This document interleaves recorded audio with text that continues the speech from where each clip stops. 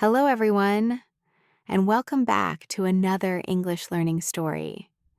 In this video, you will practice listening, speaking, and understanding emotional English. Today's story is about work, friendship, silence, and a love that was hidden for a long time. I will read the story sentence by sentence. After each sentence, pause the video and repeat after me. This is called the shadowing technique. It helps you speak more clearly, more confidently, and more naturally. Are you ready? Let's begin. My name is Mia Brooks. I am 27 years old, and I live in a quiet seaside town called Brighton in England. From the outside, my life looks very ordinary. I wake up early every morning. I make coffee. I check my phone. I take the same bus to work every day. Nothing exciting, nothing special. But sometimes, the most ordinary lives hide the deepest emotions. I work at a digital media company. The office is modern, but small. Only 12 people work there. Everyone knows everyone. We share desks, jokes, and stress. I like this place because it feels safe, predictable, comfortable. I never expected anything in this office to change my life. There is one person who is always at the office before everyone else. His name is Daniel. Daniel works in data analysis. He is quiet and serious, but not cold. He speaks softly and moves carefully. He does not try to impress anyone. He just exists calmly, like he belongs everywhere. Daniel notices things that others don't. If I forget my notebook, he brings me a spare one. If I look tired, there is tea on my desk. If I feel stressed, he asks quietly, "Are you okay today?" I thought he was just kind, just polite. I never thought it meant more. I talked to Daniel almost every day. I told him about my worries, my dreams, my plans. He listened without interrupting, without judging, but I never asked him about his feelings. I never looked closely. Sometimes we don't see what is right in front of us. 1 month later, our manager announced a big project.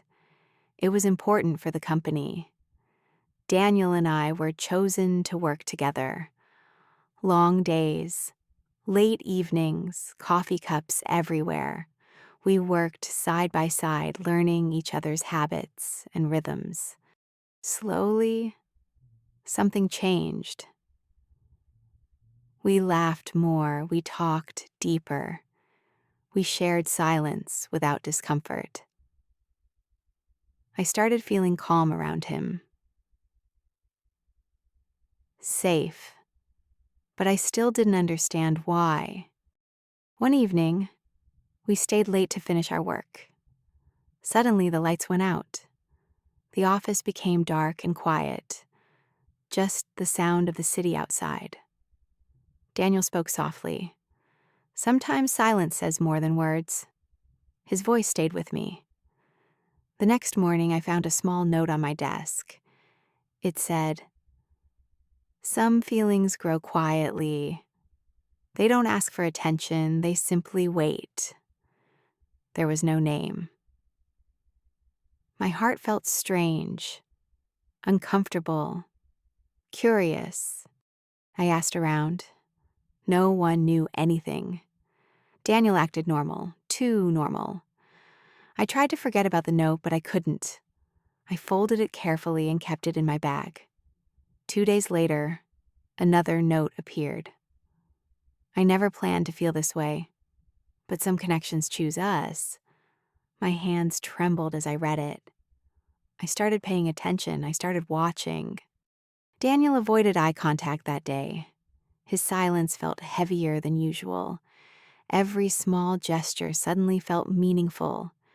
Every glance felt loaded. I realized something important. Someone had been loving me quietly. Friday evening arrived quietly, almost gently, as if it knew something important was about to happen. The office lights felt warmer than usual.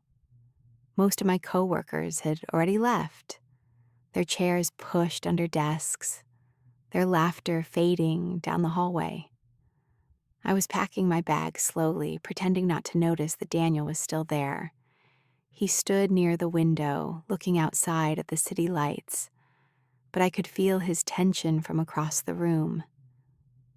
There was something different in the air, heavy, unspoken. Finally, he turned around and said my name. "Mia, can we talk for a moment?" His voice wasn't calm anymore, it wasn't confident. It sounded careful, almost fragile. My heart skipped a beat. I nodded, even though my chest felt tight.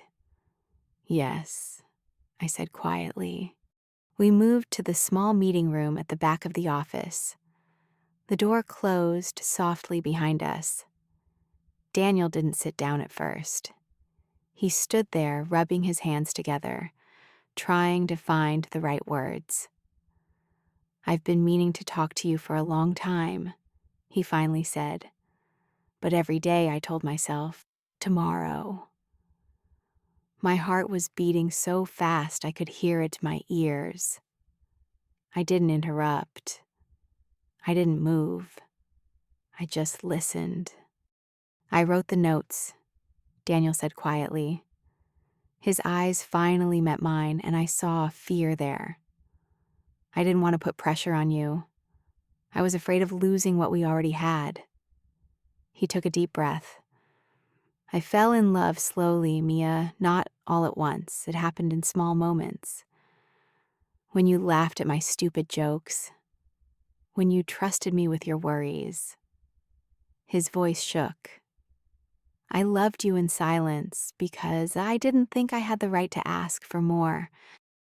I don't know what I feel yet," I said honestly, "but I don't want to ignore this. I want to understand it." He smiled softly, not expecting anything. We didn't rush. We talked more. We walked together after work. Something gentle grew, something real. I learned that love doesn't always arrive loudly. Sometimes love whispers. Sometimes it waits. It shows up through consistency, through patience. And sometimes the most powerful love is the one that never demanded anything. Now, when I look back, I see everything differently.